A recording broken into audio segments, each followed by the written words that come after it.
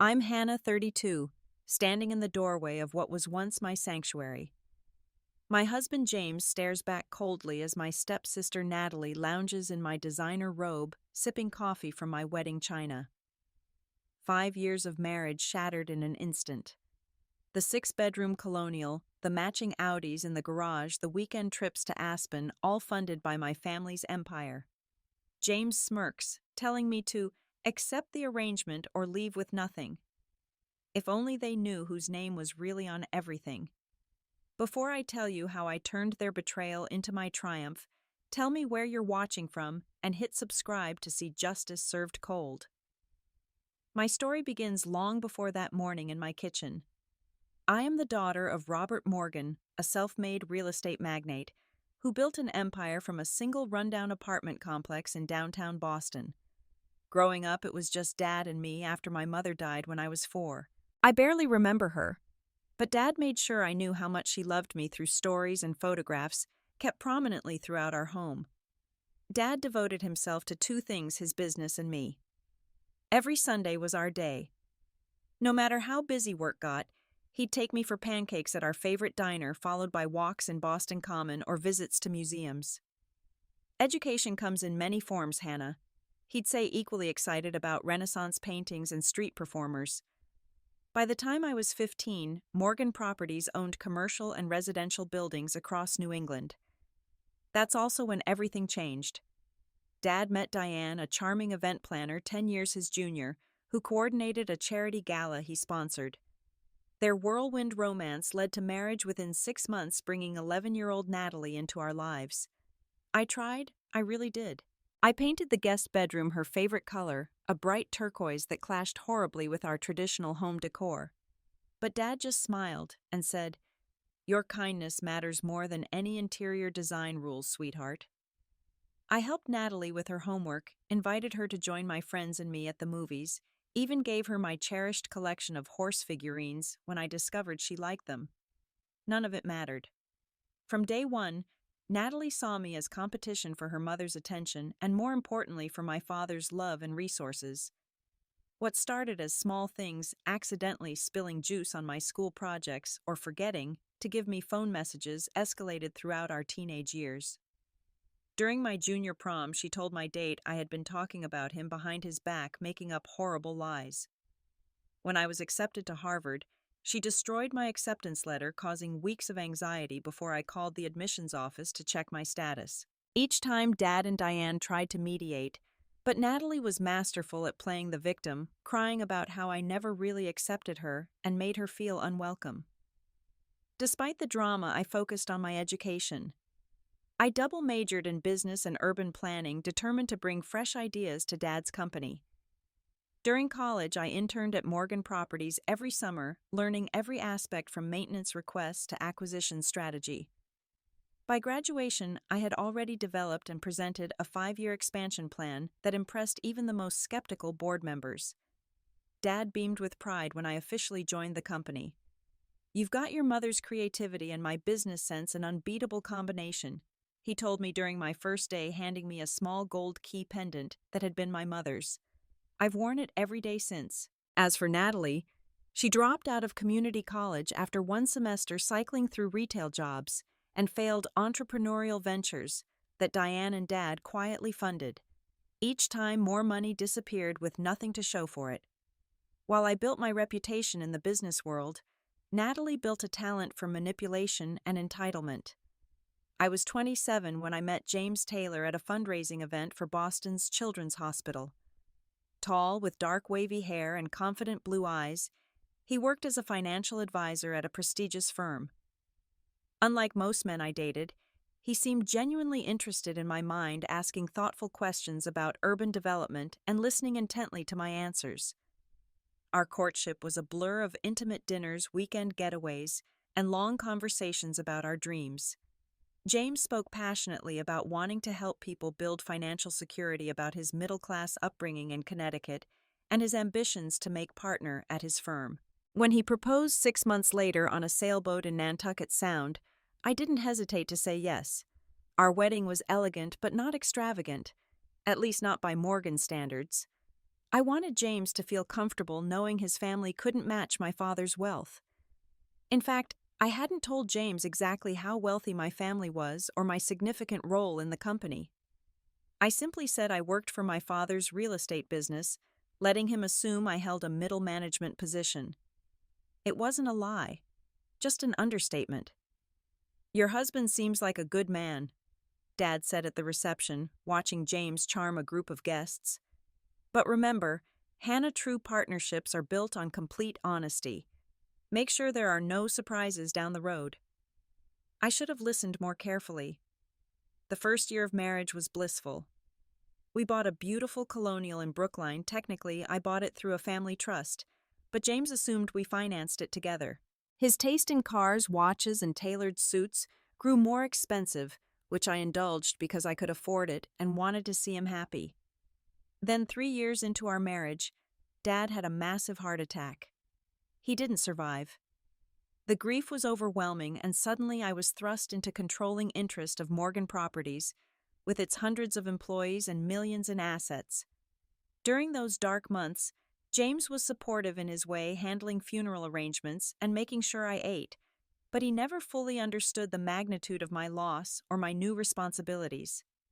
As months passed, and I adjusted to my role as CEO, I deliberately kept our finances separate.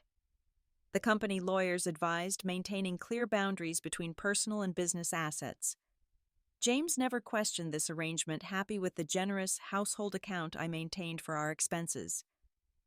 Last year, I began noticing changes. James worked later, became protective of his phone, and grew distant. When I tried to discuss it, he blamed my work schedule, saying I was unavailable emotionally. I believed him and tried harder, surprising him with a second honeymoon to Bora Bora, arranging date nights, leaving sweet notes in his briefcase. Nothing bridged the growing gap between us. Then came last month's Morgan family reunion, the first since Dad passed. Diane insisted on hosting to honor Robert's memory. I dreaded seeing Natalie, whom I'd successfully avoided for nearly 2 years.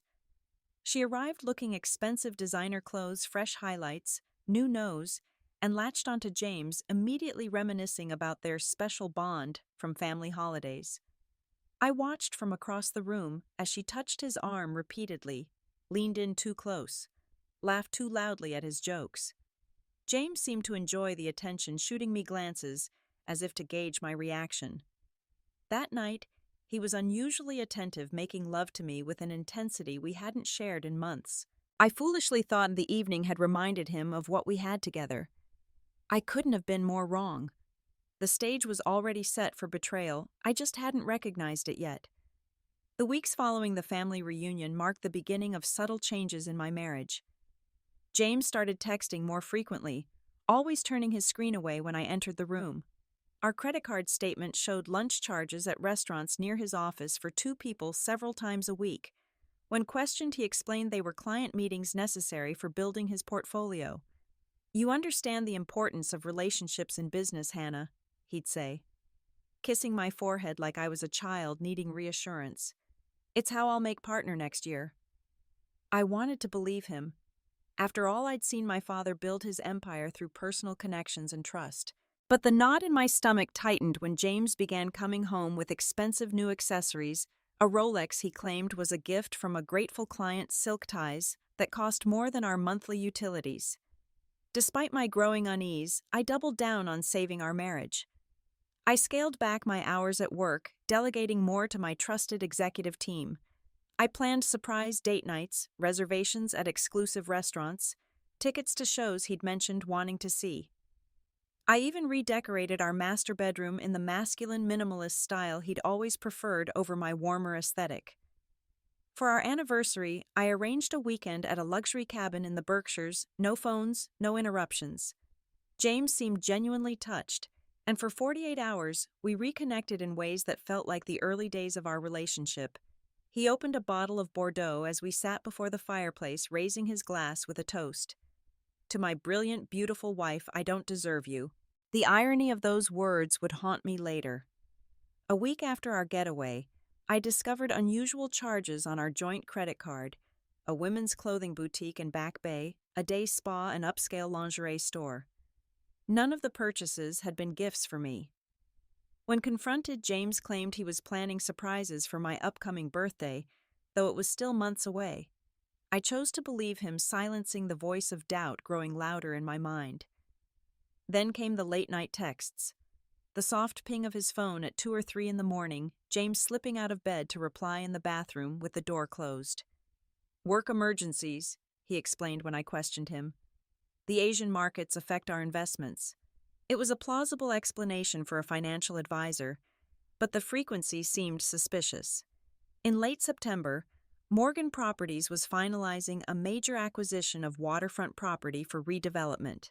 The deal required my presence in New York for intensive negotiations expected to last a week. The night before my departure, James seemed unusually interested in my itinerary. "So you'll definitely be gone until Friday," he confirmed as I packed. "No chance you'll wrap up early?" "Unlikely," I replied, folding a blouse. "These negotiations are complicated. Why did you want to join me for the weekend?" No, he said quickly. "Just planning my week. Maybe catch up with some college buddies while you're away." I called home every evening that week, but James often didn't answer. When he did, I heard background voices or music quickly silenced. On Wednesday, I tried our house line when his cell went straight to voicemail and a woman answered, breathing heavily as if she'd been running. "Hello?" I said, confused. There was a startled pause, then a click as the line disconnected. When I called back immediately, James answered, claiming he'd been in the shower and hadn't heard a woman's voice on the line. I must have dialed the wrong number, he insisted. The New York negotiations concluded successfully, but earlier than anticipated. Rather than announcing my early return, I decided to surprise James with dinner from our favorite restaurant on Thursday evening. I pictured his face lighting up when I walked through the door carrying takeout and champagne to celebrate the acquisition.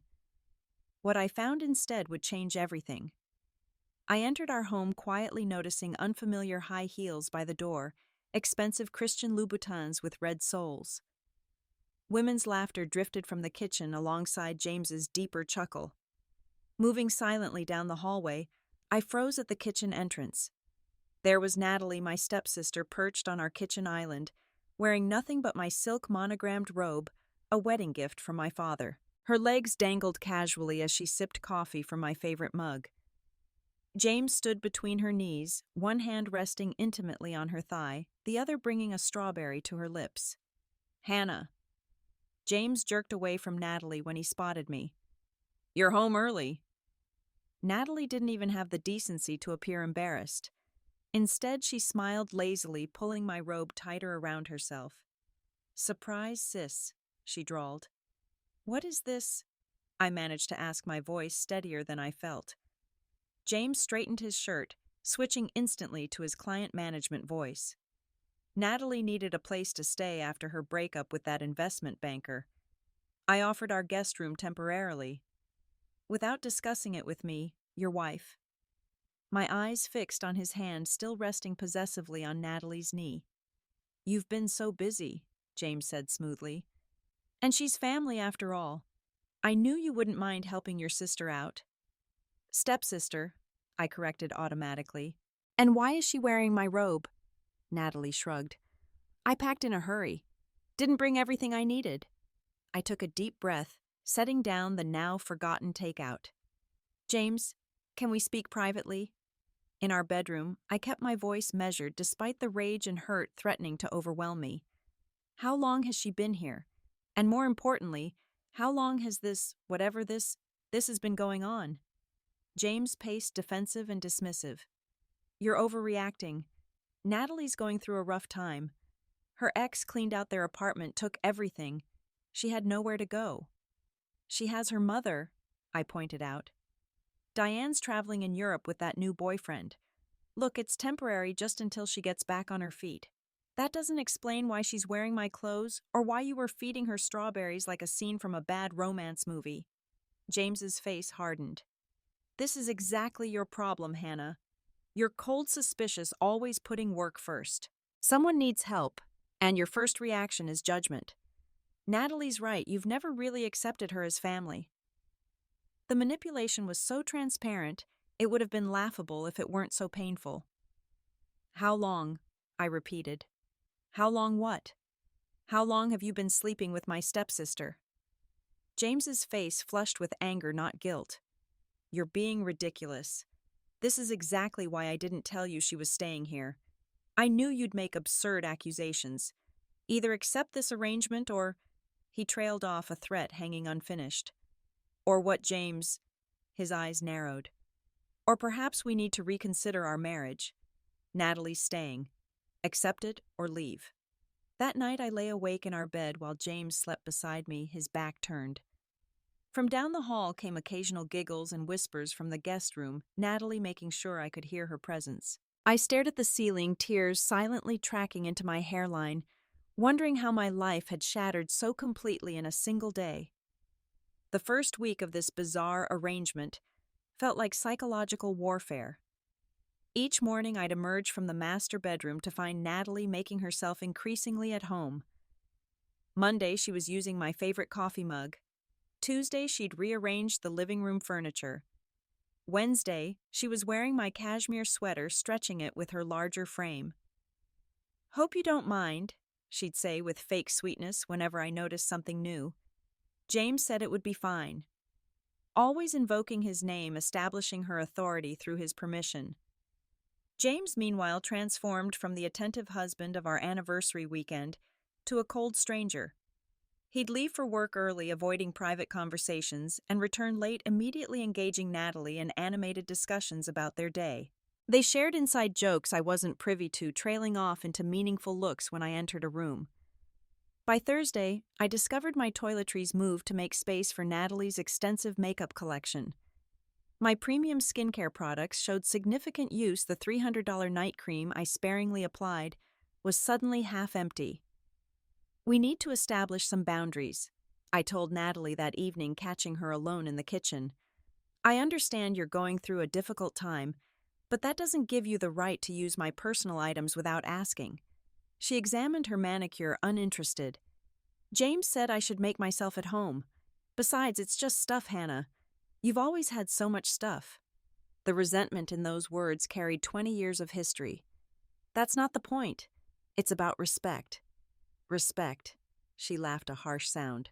Like you respected me growing up, always the perfect daughter, making sure Daddy knew I was just the replacement kid he got stuck with. That's not what happened, and you know it. I tried to welcome you. Save it. James sees through your act. Her voice dropped to a confidential whisper. He tells me everything, how controlling you are, how you make him feel inadequate, how you're never really there for him emotionally. Poor guy's been starving for real affection. Before I could respond, James walked in, and Natalie instantly transformed, eyes widening with innocent concern. Everything okay? Hannah seems upset. James put his arm around her shoulders protectively. What did you say to her? He asked me as if I were the aggressor.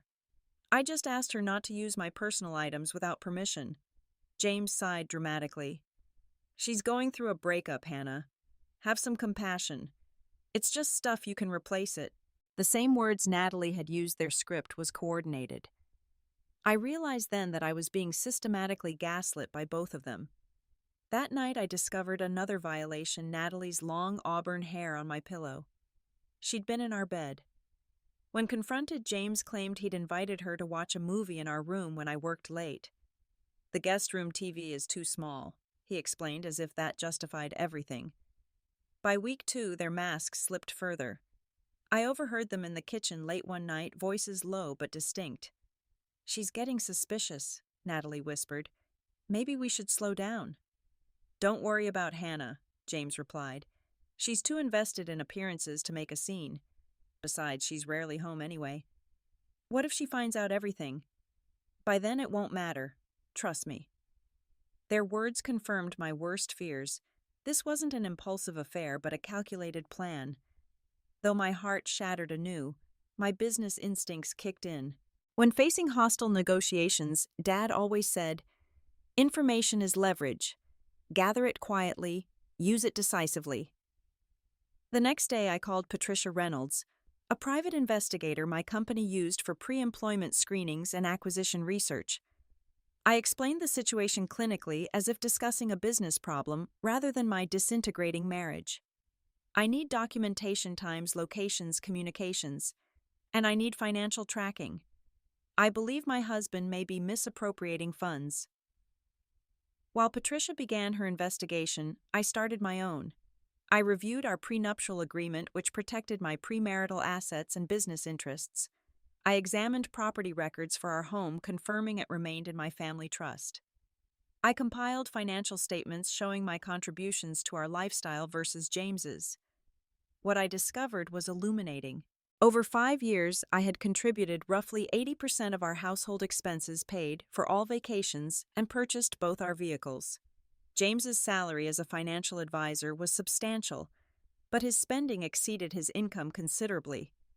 Credit card statements revealed purchases at high-end retailers and restaurants when he was supposedly working late.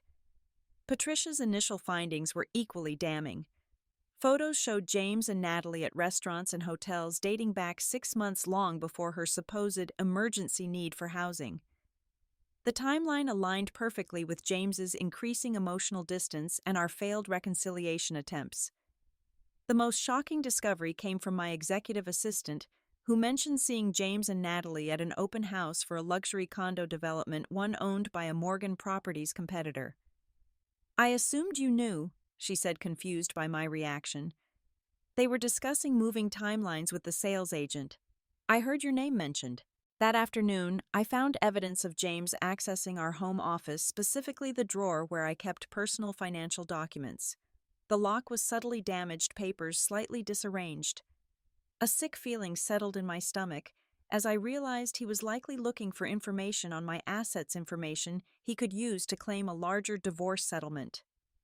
What he didn't know, what I had never fully disclosed, was that my father's guidance had led me to maintain completely separate financial lives.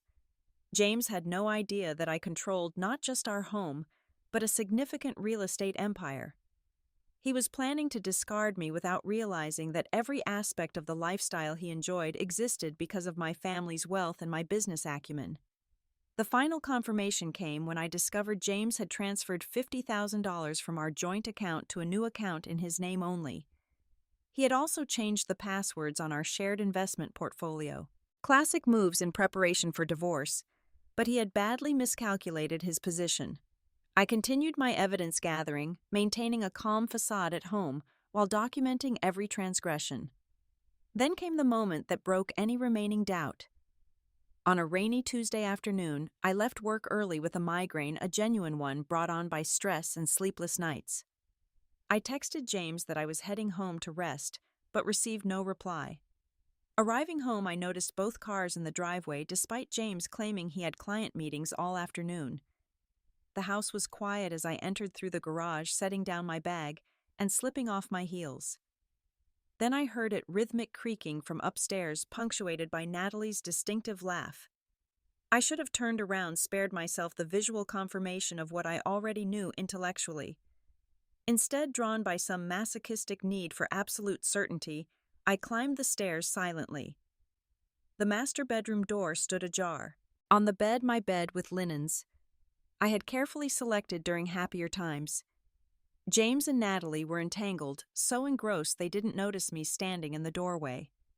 My stepsister straddled my husband, her head thrown back in theatrical pleasure, her hands gripping the headboard my father had helped us choose as a housewarming gift.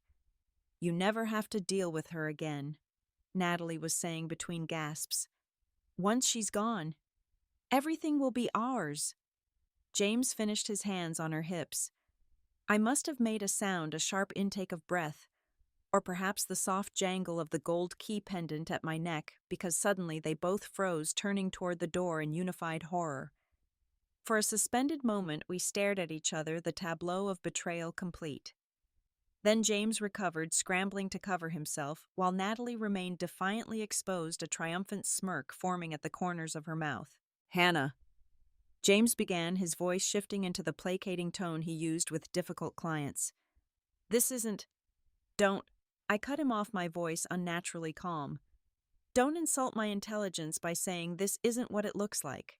Natalie reached for my silk robe, her trophy from the floor, wrapping it around herself as she sauntered toward me. "Well, this is awkward," she said with mock embarrassment. "We were going to tell you, eventually." James pulled on his boxers, his initial shock transforming into calculated coldness. "You were never supposed to find out this way." "You weren't supposed to find out at all until we were ready," Natalie corrected, exchanging a look with James that confirmed all my suspicions about their scheming. "How long?" I asked for the third time that month, already knowing the answer would be worse than I imagined. James shrugged, abandoning all pretense. "Does it matter? Natalie understands me in ways you never could, Hannah. She's passionate present, not constantly distracted by business calls and meetings." "He's been unhappy for years," Natalie added, her voice dripping with false sympathy. "You were too busy building your precious career to notice. Some things are more important than money, sis." The irony of her statement, given their obvious financial motivations, might have made me laugh under different circumstances. "So this is it?" I asked, gesturing between them.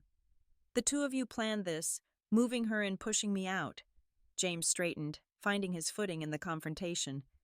"It wasn't planned, but yes, Natalie and I have developed feelings for each other. We tried to make it work with you, Hannah. We gave you the chance to accept a new arrangement." "A new arrangement?" I repeated incredulously. "You mean the three of us living together while you sleep with my stepsister in my bed?" "Don't be crude," he snapped. "These things happen. Families evolve." "This isn't evolution, James. It's betrayal." Natalie stepped closer, her voice softening to a menacing whisper. "Here's how this will work. You'll move out tonight, preferably. James will file for divorce, and as Massachusetts is an equitable distribution state, he's entitled to a significant portion of your assets. We know you make more than you've admitted." James nodded, confidence growing. "We'll be reasonable. You can keep your business, but the house, the cars, the investments, we'll need those." "And if I refuse?" I asked, though I already knew their answer. "Then we'll make things very difficult," James replied. "I have documentation of your creative accounting practices. The IRS would be very interested."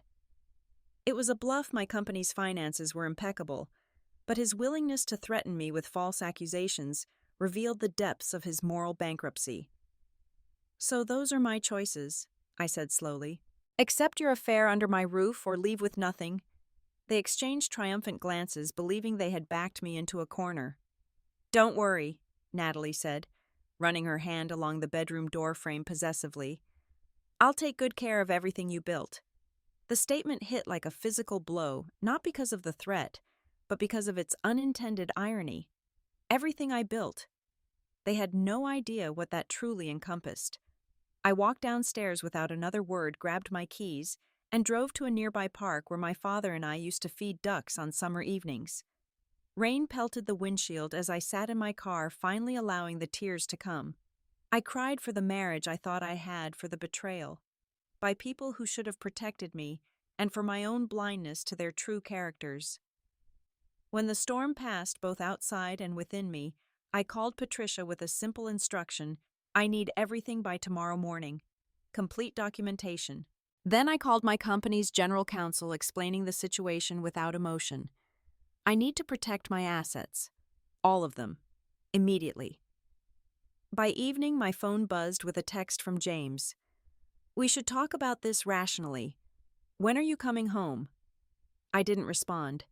Instead, I checked into the Four Seasons under my maiden name and ordered room service. As I ate overlooking the Boston skyline, a strange calm settled over me. The worst had happened, the deception exposed. Now it was time for calculated action. I remembered my father's words from years ago.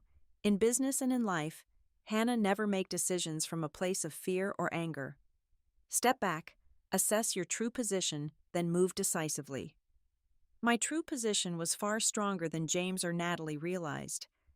They believed they were dealing with a heartbroken wife who could be manipulated and intimidated. They had no idea they had declared war on a CEO trained by one of Boston's most strategic business minds. The next morning, Patricia delivered a comprehensive file documenting months of their affair, including hotel receipts, photographs, and bank records, showing James had been funding Natalie's lifestyle with money from our joint accounts. My legal team confirmed that our prenuptial agreement was ironclad, protecting not only my premarital assets, but also my inheritance and business interests. Most damning was evidence that James had been meeting with clients of his firm, after hours suggesting investments in projects competing with Morgan Properties, a clear conflict of interest given his marriage to me, even if he hadn't disclosed my full role in the company. Armed with this information, I returned home that evening to find James and Natalie drinking wine in the living room, looking like they already owned the place. They seemed surprised to see me, clearly having expected me to stay away longer. "I've made my decision," I announced calmly. "I'll be gone within 72 hours. The relief on their faces was palpable, quickly replaced by smug satisfaction. "That's very mature," James said condescendingly. "We can discuss the division of assets with our lawyers next week." I smiled, fingering the gold key pendant at my throat, my mother's legacy, my reminder of where I came from and who I was. "Absolutely," I agreed pleasantly. "I look forward to it." As I climbed the stairs to pack a suitcase, I heard Natalie's excited whisper, "I told you she'd cave. She's always been a pushover beneath that businesswoman facade." Let them celebrate prematurely, I thought. They had no idea what was coming. No idea that the house, the cars, and James's entire lifestyle all belonged to my family trust, and I was about to reclaim everything that was mine. With my declaration that I'd be gone in 72 hours, James and Natalie dropped all pretense of discretion or respect. They openly shared the master bedroom, used my personal items without asking, and began discussing renovation plans for their house within earshot. I retreated to the guest room, methodically packing only what truly mattered: family photographs, heirlooms, irreplaceable mementos from my father. "You're not taking the art?" James asked, watching me ignore the expensive paintings that adorned our hallway. "Some of those pieces have appreciated considerably."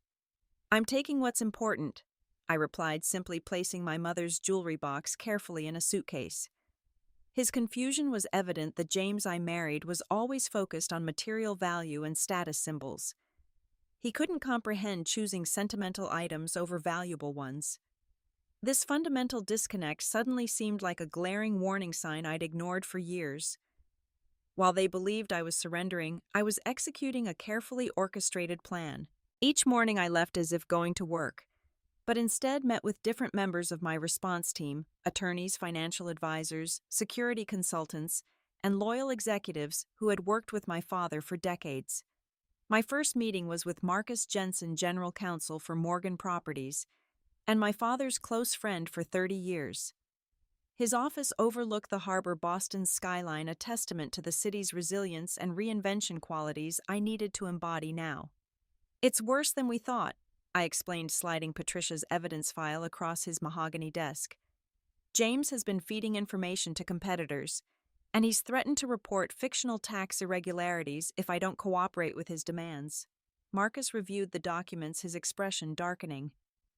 "Attempted extortion, misappropriation of funds, potential corporate espionage. He's given us everything we need, Hannah." He looked up, eyes sharp with protective anger. "Robert would have destroyed him for this." "Dad's not here," I said quietly, "but he taught me well."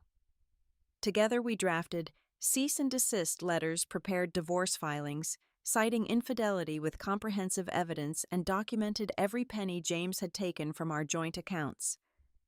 Marcus also prepared an anonymous tip for the compliance department at James's firm regarding his undisclosed conflicts of interest. My next stop was Amanda Keller's downtown apartment. My oldest friend since kindergarten, Amanda had never trusted James, sensing something performative in his charm.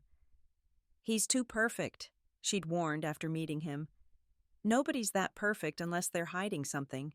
She welcomed me with open arms, pot of tea already brewing, as if she'd sensed I was coming. Her small but stylish apartment became my sanctuary.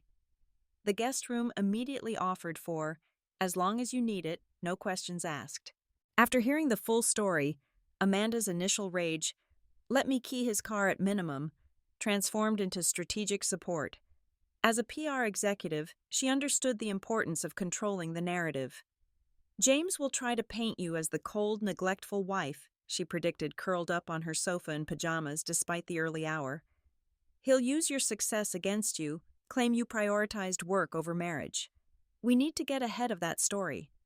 I don't want public drama, I objected. Not public, but selective, she clarified. Key people in your industry, your social circle, even his. Brief conversations with the right people can ensure your reputation remains intact, while his questionable ethics become common knowledge. With Amanda handling the social strategy and Marcus the legal front, I turned to the financial battleground. Morgan Properties CFO Eleanor Washington had started as my father's accountant 30 years ago.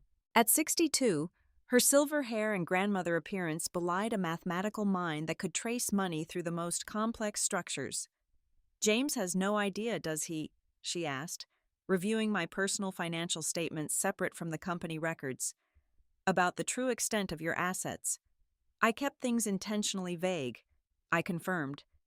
He knows I'm the daughter of a successful businessman, that I work for the family company. But he doesn't know I control majority shares or the value of the holdings. Eleanor smiled, the expression oddly predatory on her usually gentle face.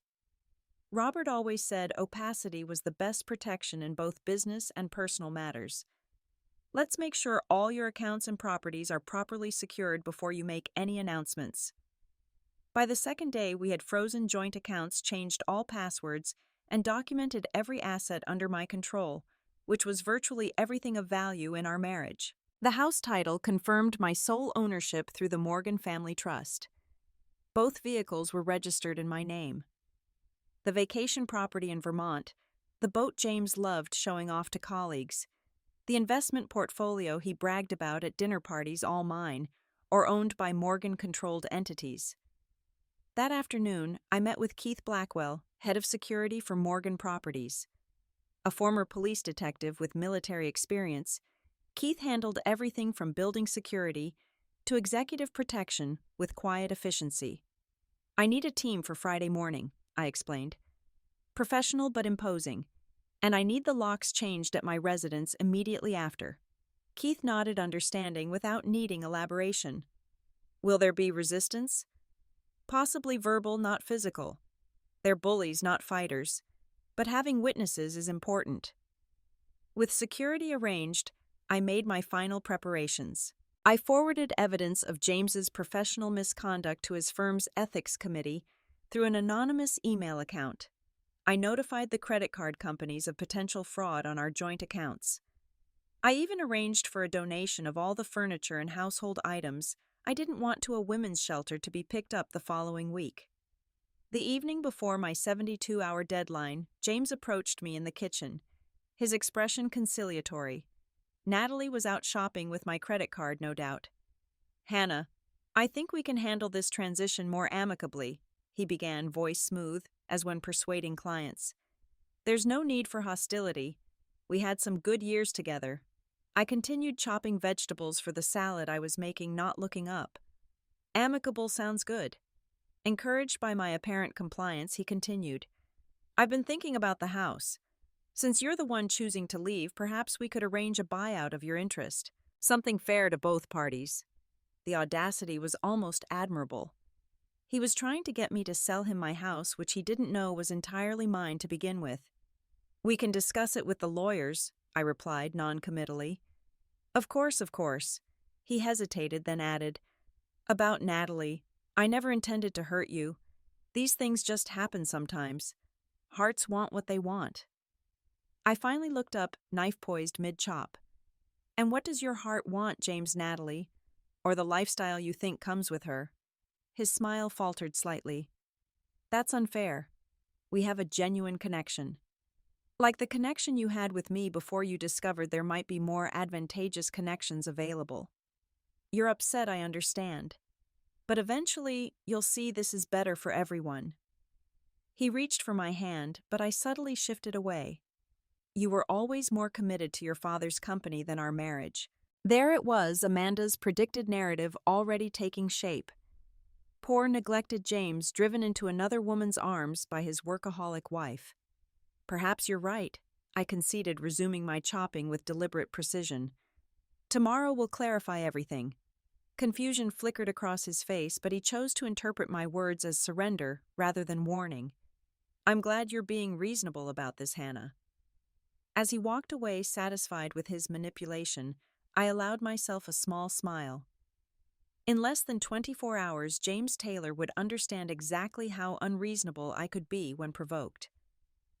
On the morning of the 72nd hour, I arrived at my house accompanied by Keith and two security officers, Marcus with legal documents in hand, and a locksmith van following discreetly behind. I had dressed carefully in a charcoal pencil skirt and crimson blouse battle armor chosen for the psychological impact of its professional authority. James opened the door, expression changing from annoyance to alarm at the sight of my entourage. "What is this?" "The conclusion of our 72 hours," I replied, walking past him into the foyer. "Where's Natalie? She should hear this too." As if summoned, Natalie appeared at the top of the stairs, wearing one of my designer dresses, hair wet from my shower. "What's going on? Who are these people?" "Please come down. This concerns you both." They exchanged nervous glances as my team arranged themselves strategically around the living room. Marcus placed his briefcase on the coffee table, removing a stack of documents. "Hannah, if this is some kind of intimidation tactic," James began. "Not intimidation, James. Clarification." I gestured to the sofa. "Please, both of you sit." Something in my tone, perhaps the absolute certainty, compelled their compliance. They sat close together on the sofa, a united front against whatever they imagined was coming. "First," I began, "allow me to introduce everyone properly. This is Marcus Jensen, General Counsel for Morgan Properties. These gentlemen are from our security team. They're here to ensure an orderly transition." "Transition?" Natalie interrupted. "You're the one who's supposed to be leaving." "That was your assumption," I acknowledged. "Let me correct it. James, these are divorce papers citing adultery with substantial documentation. You'll find the evidence compelling dates, locations, photographs, hotel receipts. Your affair with my stepsister has been documented for the past 6 months." James paled, but quickly recovered. "Fine. Massachusetts is a no-fault divorce state anyway. We'll still need to divide assets equitably." "About those assets," I continued, "there's something you should know. This house isn't jointly owned. It's the property of the Morgan Family Trust, of which I am the sole trustee. You've never owned any portion of it." James blinked, processing. "That's impossible. We bought it together." "No, James. You attended viewings and chose fixtures. I paid for everything through my family trust. Check the deed, your name isn't on it." Marcus silently handed him the property records. James scanned them, his confidence visibly crumbling. "The cars are similarly registered in my name only," I continued. "The vacation property in Vermont, the boat, the investment accounts, all either my separate property or owned by Morgan entities. Our prenuptial agreement, which you signed after your lawyer reviewed it thoroughly, protects all my premarital assets, inheritances, and business interests." "This is a trick," Natalie interjected, grabbing the papers from James's limp hands. "You're trying to hide assets before the divorce." "No trick. Everything is properly documented and has been for years." I turned back to James. "There's also the matter of your professional conduct. Your firm's compliance department received evidence this morning regarding your undisclosed conflicts of interest, specifically your attempts to direct clients toward investments competing with Morgan Properties while married to a Morgan executive." The blood drained from James's face. "You wouldn't." "I didn't have to. Your own actions created the paper trail." I checked my watch. "They scheduled your meeting with the ethics committee for 10 o'clock. That's in about 45 minutes. James stood abruptly, reaching for his phone. "I need to call my lawyer." "Excellent idea. You should also know that all joint credit cards have been canceled and joint bank accounts frozen pending legal distribution. Your personal accounts remain untouched, of course." Natalie's composure finally cracked. "You can't just throw us out. We have rights." "As a guest in my home, your rights are limited," I replied calmly. "However, I've arranged for you both to have 3 hours to pack your personal belongings, clothing, electronics items you brought into the marriage, James. Keith and his team will supervise to ensure nothing else leaves the premises." "You cold-hearted bitch," Natalie spat. "You were always jealous of me, always trying to keep me away from what should have been mine, too." I regarded her with genuine pity. "What exactly did you think was yours, Natalie? What did James promise you?" Her silence and sidelong glance at James told me everything. He had painted a picture of wealth and privilege that he believed came with being married to me, never realizing that he was merely adjacent to my success, not integral to it. "You never married a trophy wife, James," I said softly. "You married the boss. You just didn't know it." Understanding dawned in his eyes, the sudden horrifying realization that he had catastrophically miscalculated his position. He had believed he was discarding a financially dependent spouse, only to discover he had betrayed the source of his entire lifestyle. "Hannah, we can work this out," he began desperately. "This was a mistake. Natalie and I—" "Save it." I cut him off. "You have 3 hours to pack. Security will escort you both out at noon." As I turned to leave, Natalie grabbed my arm. "You can't do this to me. I'm family." I gently removed her hand. "Family doesn't betray each other, Natalie. Something Dad tried to teach us both." The next 3 hours passed with clinical efficiency. Keith's team monitored as James and Natalie frantically packed suitcases and boxes, their earlier solidarity fracturing under stress. I worked from the garden patio, signing documents Marcus brought out periodically, and answering urgent company calls while deliberately ignoring the chaos inside. At precisely noon, I stood at the front door as Keith escorted them out. James, once so confident and polished, looked shell-shocked, his expensive suit wrinkled from hasty packing. Natalie alternated between tears and threats, her makeup smeared across her face. "Your personal items will be placed in storage if you've forgotten anything," I informed them as the security team loaded their luggage into James's personal car, the only vehicle he was permitted to take. "Contact my lawyer for access." "You'll regret this," Natalie hissed. "Nobody will want you after they hear what you did to us." "What I did?" I echoed, genuine curiosity in my voice. "And what exactly is that?" "You threw your family into the street heartlessly." "No, Natalie. I removed 2 people who betrayed and attempted to manipulate me. There's a difference." I stepped back, preparing to close the door. "I wish you both exactly what you deserve." As they drove away, James already arguing with Natalie about where they would go, I watched from the doorway, feeling not triumph, but a strange emptiness. The victory was complete but hollow. I had won, but at the cost of illusions I had cherished about my marriage and family. The locksmith changed every lock while I walked through the house, noting all the spaces that would need cleansing of their presence. In the master bedroom, I stripped the bed linens myself, stuffing them into a garbage bag rather than the laundry.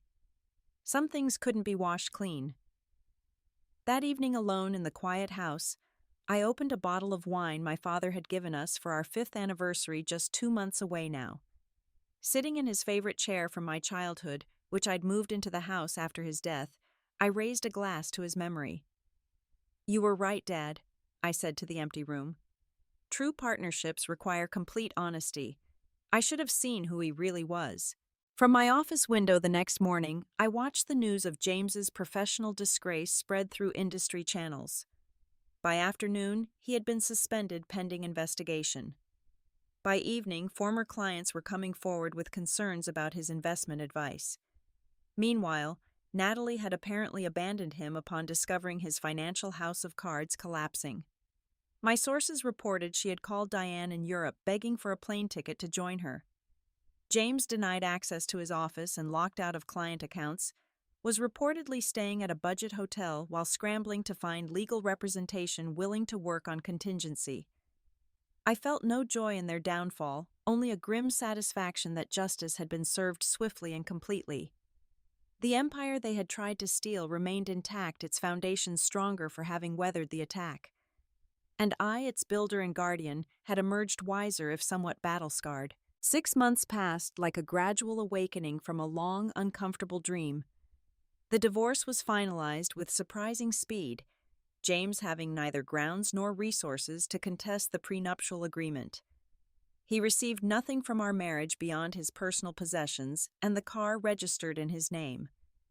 The professional ethics investigation resulted in his termination and a formal censure from the Financial Advisory Board, effectively ending his career in wealth management. Natalie remained in Europe with Diane for 3 months before her mother tired of funding her aimless lifestyle. Upon returning to Boston, she attempted to contact me multiple times, first with angry accusations, then with tearful apologies, and finally with thinly veiled requests for financial assistance. I responded to none of them, instructing my assistant to block her number and return any mail unopened. The hardest part of recovery wasn't the legal proceedings, or even the gossip that inevitably circulated through Boston's business community. It was the quiet moments alone, questioning how I had missed the signs, wondering if any part of my marriage had been genuine. On my darkest nights, I pulled out wedding photos, searching James's smiling face for hints of the deception to come. Had he targeted me from the beginning, seeing a path to wealth? Or had something genuine spoiled over time, corrupted by greed and opportunity? I tried therapy, something my father's generation would have dismissed, but which proved surprisingly helpful. Dr. Rivera, a no-nonsense woman with 20 years' experience counseling executives, helped me recognize the patterns without assigning self-blame. Manipulative people target strong, competent individuals precisely because the challenge is greater and the potential reward higher. She explained during one session, "Your success wasn't a failure that invited betrayal, it was an achievement they tried to exploit." Gradually, I reclaimed spaces and routines that had been tainted. I redecorated the master bedroom, completely donating the old furniture and buying new pieces that reflected only my taste. I resumed Sunday brunches at my father's favorite diner, sometimes bringing Amanda or other friends, sometimes enjoying my own company with a good book. Morgan Properties continued to thrive under my leadership. I channeled more energy into work, not as an escape, but as a reconnection with my father's legacy and my own ambitions. We launched a new division focused on affordable housing development, something Dad had always wanted to explore but never found the right timing to implement. Most unexpectedly, I established the Morgan Foundation for Financial Independence, dedicated to helping women understand and protect their assets, particularly through major life transitions like marriage, divorce, or career changes. The irony wasn't lost on me, my personal catastrophe becoming the catalyst for helping others avoid similar pitfalls. "Your father would be incredibly proud," Marcus told me after reviewing the Foundation's first-year plan. "This transforms a private injury into public good, exactly the kind of alchemy Robert believed in." The comment brought tears to my eyes. The healing kind, not the devastating sorrow of months prior. Dad had taught me resilience not just through his words, but through his actions, rebuilding after setbacks with stubborn determination and forward vision. Around this time, Boston Magazine ran its annual charity gala, an event where Boston's business and social elite gathered to support various causes. I attended representing the Morgan Foundation, wearing a red dress I'd purchased in Paris during a solo trip the previous month, my first international travel since the divorce. As I collected a glass of champagne from a passing server, I noticed James across the room. He looked diminished somehow, his once immaculate appearance now merely adequate in a rental tuxedo, working the event as part of the catering staff. Our eyes met briefly, his widening in surprise and embarrassment, mine steady with calm acknowledgement. I could have felt vindictive pleasure seeing him reduced to serving the circles he once aspired to join. Instead, I felt a strange sense of closure. The man who had occupied such emotional space in my life now seemed small and inconsequential, a footnote rather than a defining chapter. When he approached later to collect my empty glass, he attempted conversation. "Hannah, you look well," he began, voice low and urgent. "I've been wanting to talk to you to explain—" "There's nothing to explain, James," I interrupted gently. "What's done is done. I made a terrible mistake. Natalie was a convenient excuse for your own choices," I finished. "I'm not interested in revisations or apologies. Please just do your job."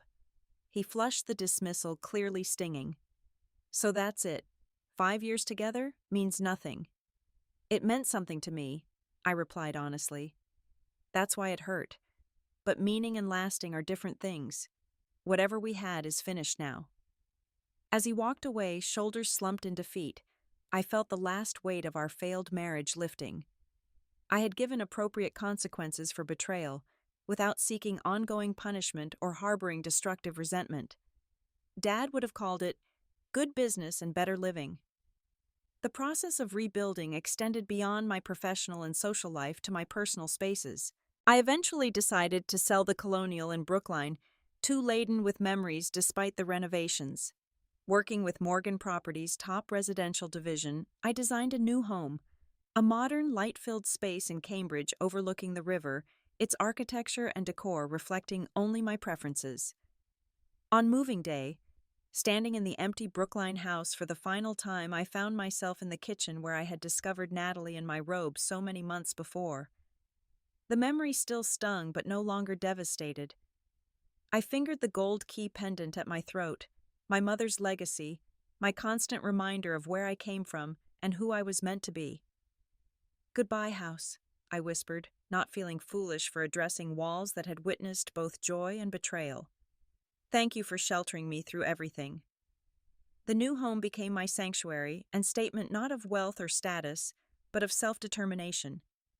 Each room reflected thoughtful choices rather than compromises. The office overlooked flowering gardens I planted myself. The kitchen featured cooking equipment I actually used rather than impressive appliances chosen to impress visitors.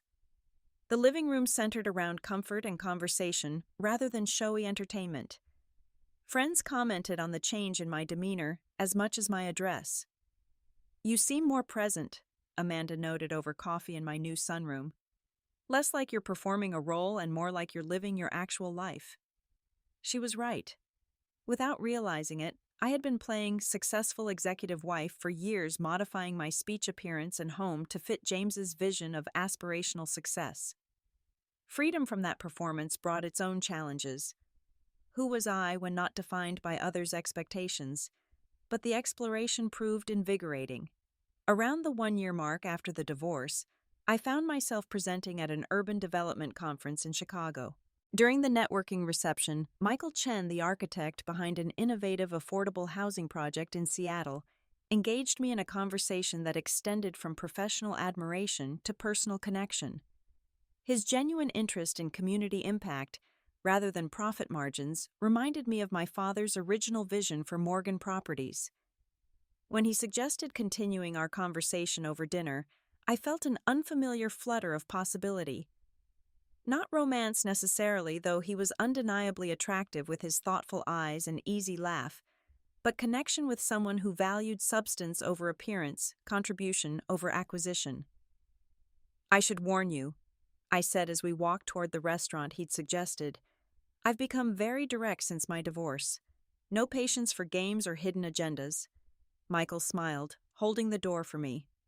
"Transparency suits me fine. I prefer blueprints where you can see all the supporting structures clearly." The meal passed in engaging conversation about architecture community needs, our respective family histories, favorite books, worst travel disasters. Not once did he mention my wealth or ask about Morgan Properties' market position. His interest seemed focused on my ideas, rather than my assets, a refreshing change from Boston's often transactional social scene. At evening's end, exchanging business cards, he asked simply, "May I call you when you're back in Boston? I'm presenting at MIT next month." "I'd like that," I replied, surprising myself with the realization that it was true. Whether friendship or something more developed, the connection felt authentic, a quality I now valued above all others. Driving back to Cambridge from the airport the next day, I took a detour past my father's first apartment building, the humble starting point of what became Morgan Properties. The brick 6-unit structure still stood now renovated, but maintaining its original character, a testament to Dad's belief in building things to last. I parked across the street, remembering how he brought me here on my 16th birthday. "This is where I learned the most important lesson in business and life, Hannah," he'd said, gesturing to the modest building. "Everything worthwhile starts with a solid foundation. Not flashy, not perfect, but honest and strong enough to build upon." His words resonated anew as I considered the past year's rebuilding of my home, my company's direction, my sense of self. The foundation I'd established wasn't perfect, but authentic, constructed with hard-earned wisdom rather than wishful thinking. The betrayal by James and Natalie, while painful, had ultimately freed me from pretense and performance. In trying to take everything from me, they had inadvertently given me the opportunity to reclaim my most authentic self, not just my property and position, but my perspective and purpose. Fingering the gold key pendant at my throat, my mother's legacy, my constant reminder, I smiled at the building where my father's empire began, knowing that my own new beginning was well underway. The path forward wasn't about revenge or resentment, but about reclamation and renewal. I hadn't just moved James and Natalie out of my home, I had moved them out of my heart and mind, creating space for genuine connections and possibilities that aligned with my true values. The victory wasn't in their downfall, but in my resurrection, stronger, wiser, and finally authentically free. Have you ever had to rebuild your life after betrayal? I'd love to hear how you transformed pain into power in the comments below. Don't forget to like this video and subscribe for more stories of resilience and reclamation. Remember, sometimes losing what you thought you wanted opens the door to discovering what you truly deserve. Thank you for listening to my journey, and may you find the strength to reclaim your own power whenever life challenges you.